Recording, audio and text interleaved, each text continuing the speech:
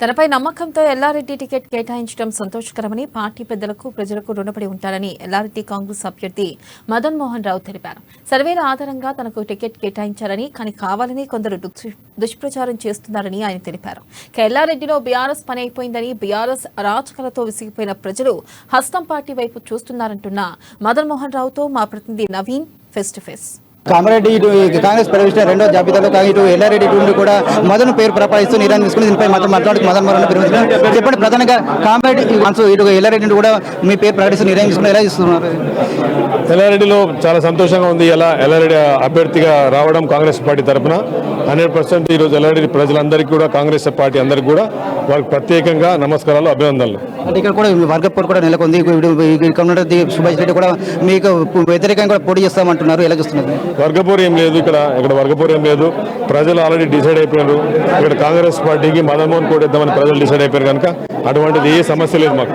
మీరు కూడా డబ్బులు ఇచ్చి కూడా సర్వేలు చేసి మరీ టికెట్ తెప్పించుకున్నారని చెప్పి కూడా ప్రతిపక్షాలు ఆరోపిస్తున్నారు.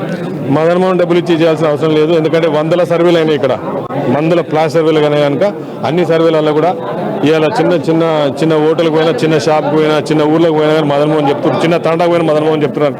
మదన్ మోహన్ పైసలు ఇచ్చి చేయాల్సిన అవసరం ఈ రోజు మదన్ మోహన్కి అవసరం లేదు, కాంగ్రెస్ పార్టీకి అవసరం లేదు. ఇక్కడ అధికార పార్టీ సంబంధించిన ఎమ్మెల్యే కూడా అన్ని రకాల అభివృద్ధి చేస్తున్నాం, ఖచ్చితంగా తాము గెలుస్తామని చెప్పి. ఇవాళ 119 నియోజకవర్గాల్లో ఫెయిల్ అయిన ఎమ్మెల్యే అంటే మొట్టమొదటి మా సురేందర్ ఫెయిల్ అయ్యాడు కనుక ప్రతి ఒక్కరికి తెలిసి ఇలా మొట్టమొదటిగా టీఆర్ఎస్ ఓడిపోయే సీటు ఎల్లారెడ్డి సీటు. ఇక్కడ కూడా సీఎం కేసీఆర్ కూడా కామారెడ్డి పోటీ చేస్తున్నారు, ఎఫెక్ట్ ఇక్కడ ఉండవచ్చు. ఏమీ లేదు, ఇవాళ కాంగ్రెస్ పార్టీ పటిష్టంగా ఉంది. ప్రజలు కేసీఆర్ వస్తే భూములు గుంజుకపోతాడని చెప్పి టెన్షన్ పడుతున్నారు. ఆడ కేసీఆర్ ఓడిపోయే పరిస్థితి కనుక ఎల్లారెడ్డిలో ఎటువంటి ప్రభావం కేసీఆర్ది లేదు. ఇవాళ భూములు కూడా పోతాయని చెప్పి కూడా ఎల్లారెడ్డి ప్రజలు భయపడుతున్నారు. ఈ ఎమ్మెల్యే కూడా భూములు గుంజుకపోతాడని చెప్పి భయపడుతున్నారు. కేసీఆర్ వచ్చిన ఏం లేదు. ప్రధానంగా ఒకటి చెప్తున్నారు, రెండో జాబితాలో తన పేరు ఎంతో సంతోషంగా ఉందని చెప్పినా ఖచ్చితంగా ఎల్లారెడ్డిలో తాను కాంగ్రెస్ పార్టీ గెలిచి తీరుతుందని చెప్పి ముఖ్యంగా చెప్తున్నారు. అయితే ఇలాంటి ఇటు కేవలం సర్వేల ఆధారంగానే తనకు టికెట్ ఇచ్చారని చెప్పి కూడా ఇక్కడ మదన్ చెప్తున్న పరిస్థితి మాత్రం కనిపిస్తుంది. కేవలం నైపుణ్యంతో నవీన్ అమ్మాల్సిన నిజామాబాద్.